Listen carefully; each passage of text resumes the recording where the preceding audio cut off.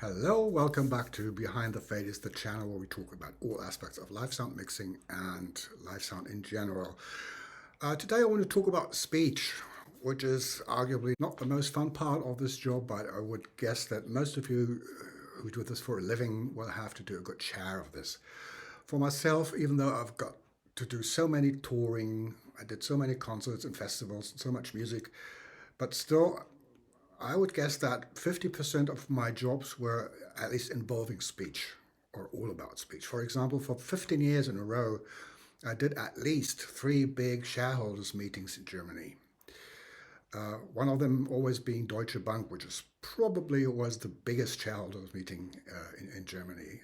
Why do I say it was? Well, when COVID hit, they all went online, and once they were online, they stayed online. Today, I don't want to get very technical, really. I want to talk about the right mindset behind it and the right approach.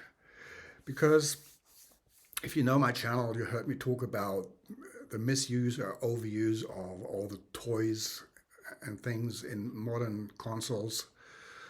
And the same goes for speech. I've seen it so often that people now build monsters of a plug-in chain just for speech with I don't know, multi-band compression and dynamic EQ and some kind of exciter and all kinds of stuff. And I think they do that because they have the wrong goal, you know, which is to deliver the most polished voice that you ever heard.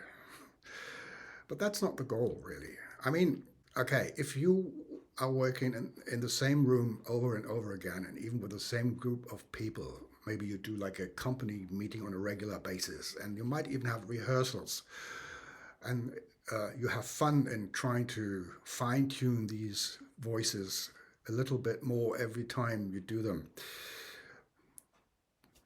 Well, welcome. Nothing wrong with it. But the usual situation is that you do an event and random people walk up to the microphone and start to talk. Some of them know how to do that, others not so much.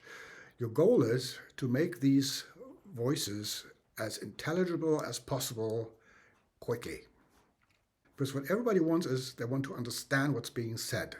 Nobody wants to listen to you dialing in the EQ forever, go. Nobody wants that. However, there's, of course, between get there quickly and then leave it alone and keep dialing in the EQ forever, there's a gray area.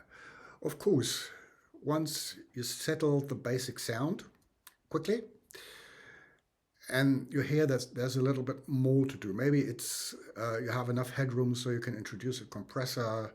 Maybe you need a de-esser, and maybe the vocal sounds pretty harsh, so you need to engage another EQ band or even a dynamic EQ. Do it, but that should be done really slowly and carefully, so the average listener doesn't really notice that you're doing something. Okay, so get the basic sound real quickly and everything else subtle, slowly. And actually, I will, not in this video, but I will show you an EQ default that makes it really easy to get to a good result really quickly. Ask yourself if when you go somewhere to listen to somebody talking about a topic that you're really interested in, maybe on a trade show or whatever it is, and you are a sound engineer yourself, but is your first concern the way that voice sounds? Or are you happy enough if you can understand well what's being said? For me, it was always the second. But then some people argue, yeah, but it's been recorded. Well, that's one more reason to do it the way I just said, because let's say there's a local radio station and maybe they're broadcasting a few sentences out of the beginning of that speech. Even more on the radio, nobody wants to hear you dialing in your EQ. They rather live with a voice that doesn't sound ideal. They just want to understand what's being said. So if you take this polishing approach, it's really kind of just for yourself. Although, little disclaimer here, there's probably one group of people that are interested in that, and that's like the agency that hired you, or the company you're working for, or the boss of a company that you're working for. They might be there to also judge your work. But even these people do not want to see you wolf down on the EQ forever and getting lost in your massive plug-in chain trying to polish this voice the best possible.